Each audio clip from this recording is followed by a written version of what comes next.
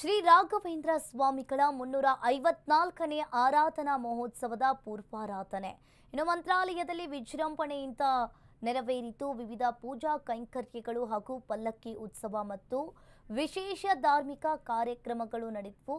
ಇನ್ನು ತಿರುಪತಿ ಮತ್ತು ತಮಿಳುನಾಡಿನ ದೇವಾಲಯಗಳಿಂದ ಬಂದ ಪ್ರಸಾದವನ್ನ ಕೂಡ ಸ್ವೀಕರಿಸಲಾಯಿತು. ಇನ್ನು ವಿಶೇಷವಾಗಿ ರಾಯರಿಗೆ ತಿರುಪತಿಯಿಂದ ಬಂದ ಶೇಷ ವಸ್ತ್ರವನ್ನ ಅಲಂಕಾರ ಮಾಡಿದ್ರು.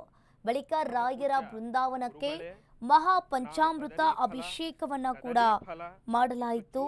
ಇನ್ನು ಅದೇ ರೀತಿಯಾಗಿ ಇಲ್ಲಿ ಮಹಾಪಂಚಾಮೃತ ಅಭಿಷೇಕವನ್ನ ಮಾಡಿದ್ರು. ಶ್ರೀ ರಾಘವೇಂದ್ರ ಸ್ವಾಮಿಗಳ 354ನೇ ಆರಾಧನಾ ಮಹೋತ್ಸವದ ಪೂರ್ವಾರಾಧನೆ ಮಂತ್ರಾಲಯದಲ್ಲಿ ವಿಜೃಂಭಣೆಯಿಂದ ನೆರವೇರಿತು. ಆರಾಧನಾ ಮಹೋತ್ಸವದ ಹಿನ್ನೆಲೆಯಲ್ಲಿ ಭಕ್ತರು ಕೂಡ ಸಾವಿರಾರು ಸಂಖ್ಯೆಯಲ್ಲಿ ಭಕ್ತರು ಕೂಡ ಹರಿದು ಬರ್ತಾ ಇದ್ದಾರೆ. ಸುಖಾತ್ಮಕವಾದಂತಹ ಫಲಗಳನ್ನ ಯಾರೂ ಕೂಡ ಬಯಸುವುದಿಲ್ಲ. ಆದ್ದರಿಂದ ಸಾಫಲ್ಯವನ್ನ ನನಗೆ ತಂದುಕೊಡಿ. ಆದ್ದರಿಂದಲೇನೆ ರಾಯರನ್ನ ತಾರಕಃ ಅಂತ ಕರೆದರು. ಅವರು ತಾರಾಮಂತ್ರವನ್ನ ಪ್ರತಿನಿತ್ಯ ಜಪ ಮಾಡುವವರಾಗಿ, ಓಂಕಾರ ಮಂತ್ರ ಪ್ರತಿನಿತ್ಯ ಜಪ ಮಾಡುವವರಾಗಿ ಅವರು ಸಕಲ ಜನ ಉದ್ಧಾರಕರಾಗಿದ್ದಾರೆ. ಆದ್ದರಿಂದ ಅವರು ತಾರಕರಾಗಿದ್ದಾರೆ. ಆದ್ದರಿಂದ ಅಂತಹ ರಾಯರನ್ನ ಫಲಸ್ನಾನಗಳಿಂದ ಪರಮಪೂಜ್ಯ ಶ್ರೀಪಾದಂಗಳವರು ಮಾವಿನ ಹಣ್ಣಿನ ರಸಗಳಿಂದಾಗಿ ಅತ್ಯದ್ಭುತವಾದಂತಹ ಶೋಭಾಯಮಾನವಾದ ಇವುಗಳಿಂದ ಅಭಿಷೇಕವನ್ನ ಮಾಡ್ತಾ ಇದ್ದಾರೆ. ಅಷ್ಟೇ ಅಲ್ಲ, ಅತ್ಯಂತ ಶಾರೀರಿಕವಾದ ಉಷ್ಣತೆಯನ್ನ ಪರಿಹರಿಸುವಂತಹದ್ದು ಎಳೆನೀರು. ರಾಯರು ಭವರೋಗಗಳನ್ನ, ಭವದಲ್ಲಿ ಬರುವಂತಹ ರೋಗ ಅಂತಂದ್ರೆ ಕೇವಲ ಜ್ವರಾದಿಗಳು ಮಾತ್ರ ರೋಗಗಳು ಅಲ್ಲ, ತಾಪತ್ರಯಗಳು ಕೂಡ ರೋಗಗಳೇ. ಅಂತಹ ತಾಪವನ್ನ ಅಂದ್ರೆ ದುಃಖವನ್ನ ಕಳೆಯುವಂತಹದ್ದು ರಾಯರ ಮನಸ್ತತ್ವ. ಆದ್ದರಿಂದ ಅಂತಹ ರಾಯರೇ ತಾವು ಭೌತಿಕವಾದಂತಹ ದುಃಖವನ್ನು ಕಳೆಯುವ ಅಂದ್ರೆ ಉಷ್ಣತೆಯನ್ನು ಕಳೆಯುವಂತಹ ಎಳನೀರಿನಿಂದ ತಮ್ಮನ್ನ ನಾವು ಅಭಿಷೇಕ ಮಾಡ್ತಾ ಇದ್ದೇವೆ.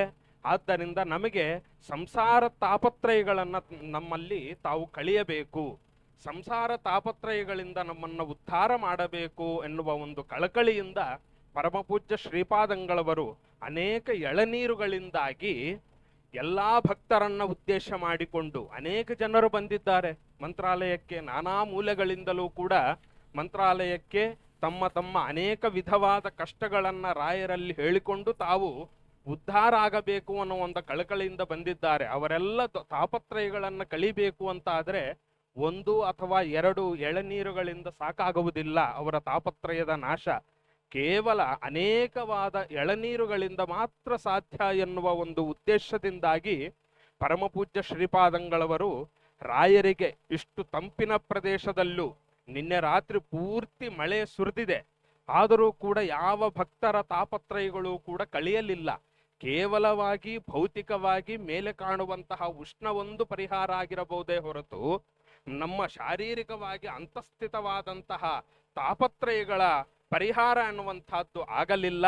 ಅದು ಆಗಬೇಕು ಅಂತ ಆದ್ರೆ ಪರಮಪೂಜ್ಯ ಗುರು ರಾಘವೇಂದ್ರ ತೀರ್ಥ ಶ್ರೀಪಾದರಿಗೆ ಮಾತ್ರ ಅಭಿಷೇಕ ಮಾಡಿದರೆ ಆ ತಾಪತ್ರಯಗಳು ಪರಿಹಾರವಾಗುವಂತಹದ್ದು ಎನ್ನುವ ಕಳಕಳಿಯಿಂದಾಗಿ ಪರಮಪೂಜ್ಯರು ಎಳೆನೀರುಗಳಿಂದಾಗಿ ರಾಯರನ್ನ ಸ್ನಾನ ಮಾಡ್ತಾ ಇದ್ದಾರೆ. ಆದ್ದರಿಂದ ತಾವು ಮನೆಯಲ್ಲೇ ಕೂತಿಕೊಂಡು ಈ ವಾಹಿನಿ ಮುಖಾಂತರವಾಗಿ ಪ್ರತಿಯೊಬ್ಬರೂ ಕೂಡ ಬದರಿ ಕದಲಿ ಚೂತ ಫಲೈಸ್ತ್ವಾಂ ಸ್ನಾಪಯಾಮ್ಯಹಂ ಸಫಲಂ ಕುರು ಮೇ ಸರ್ವಂ ತಾರಕಸ್ತ್ವಂ ಗುರುಪ್ರಭೋ ಎಂಬುದಾಗಿ ಪ್ರಾರ್ಥನೆಯನ್ನ ಮಾಡತಕ್ಕಂಥದ್ದು. ಮತ್ತೆ ಹಿಂದೆ ಅನೇಕ ವಿಧವಾದಂತಹ ಮಧು ಅಭಿಷೇಕಗಳು, ಶರ್ಕರಾ ಅಭಿಷೇಕ